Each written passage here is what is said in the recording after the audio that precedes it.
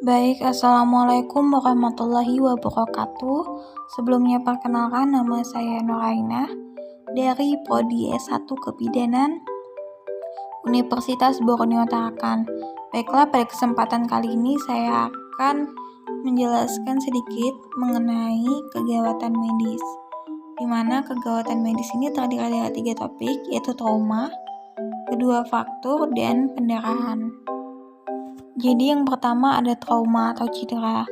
Nah, cedera ini adalah kerusakan fisik yang terjadi ketika tubuh manusia tiba-tiba mengalami penurunan energi dalam jumlah yang melebihi ambang batas toleransi dari fisiologis kita, atau akibat dari kurangnya satu atau lebih elemen penting seperti oksigen.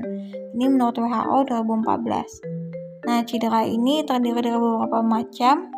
Yang pertama ada patah tulang atau fraktur, ada terkilir sendi atau sprain, ada urai sendi, dislokasi, dan ada terkilir otot.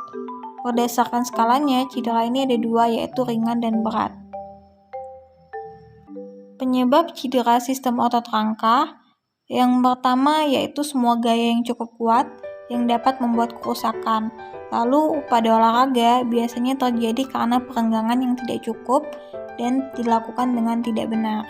Nah, untuk penanganannya, cedera pada kulit, yang pertama ada luka lecet. Jadi luka ini cukup dibersihkan dengan NaCl, lalu ditutup dengan kasa steril. Lalu yang kedua luka robek, ini memerlukan jahitan dan dilakukan desinfeksi untuk menutup dengan plester dan membutuhkan antibiotik. Nah, untuk luka tusuk, fiksasi dan hentikan pendarahan. Hindari untuk mencabut atau melepaskan benda asing. Nah, ketika penanganan cedera pada tendon atau sprain dan strain, ini PRICE, yaitu protection, rest, ice, compression, dan elevation. Dan ada juga pembidaian, yaitu suatu cara pertolongan pada cedera atau trauma untuk mengistirahatkan atau imobilisasi bagian tubuh kita yang mengalami cedera dengan menggunakan suatu alat yang keras yang ditempatkan di daerah sekeliling tulang. Tujuannya untuk mencegah pergerakan, menghindari terjadinya cedera baru, dan mengistirahatkan serta mengurangi rasa nyeri. Untuk macam-macam bidai, ada bidai yang keras, dapat dibentuk, ada bidai traksi, bidai bebat, dan ada bidai improvisasi. Lalu yang kedua, kita masuk ke pendarahan dan shock. Nah, seperti yang kita ketahui bahwa darah ini ditimbulkan oleh luka. Jenis pendarahan juga ada 2, yaitu pendarahan luar yang tampak dan ada pendarahan dalam. Biasanya tak terlihat dan kulit tampak rusak. Kadang-kadang terlihat di bawah permukaan kulit seperti memar. Nah, untuk klasifikasi pendarahan ada 2, yaitu pertama dari sumber. Sumbernya ini bisa seperti arteri, vena, dan kapiler. Nah, untuk jenisnya yaitu ada yang pendarahan terlihat dan ada yang pendarahan tertutup. Untuk pertolongan pertama pada pendarahan, yang pertama kita tenangkan penderita, lalu baringkan dan istirahatkan penderita. Gunakan tekanan langsung. Tekan sampai pendarahan terkendali. Jangan melepas balutan pertama. Lalu buka jalan napas dan pertahankan. Perawatan shock jika ada. Periksa berkala pernapasan dan denyut nadi. Jangan beri makan dan minum dan rawat cedera lain. Beri O2 dan rujuk jika ada.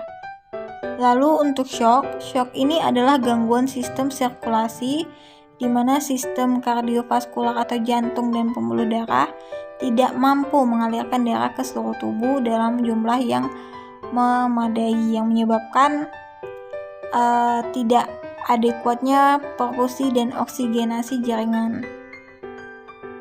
Shock ini terjadi berbagai akibat keadaan seperti kurangnya aliran darah termasuk kelainan jantung, volume darah yang rendah, dan dehidrasi. Tanda-tanda seseorang mengalami shock, yang pertama pernapasannya cepat dan dangkal, untuk nadinya cepat dan lemah, kulitnya pucat, dingin, dan lembab, wajahnya pucat, sianosis pada bibir, lidah, dan cuping pada telinga. Matanya pandangan hampa dan pupil melebar. Gejalanya yaitu mual muntah, haus, lemah, pusing, gelisah, dan perubahan status mental. Untuk penanganan pendarahan, ada yang penanganan secara langsung. Lalu yang kedua ada posisi elevasi pada shock hipovolemik. Ketiga, penekanan dengan jari. Dan ada pembalutan luka. Sekian dari saya, kurang dan lebihnya mohon dimaafkan. Saya akhiri, wassalamualaikum.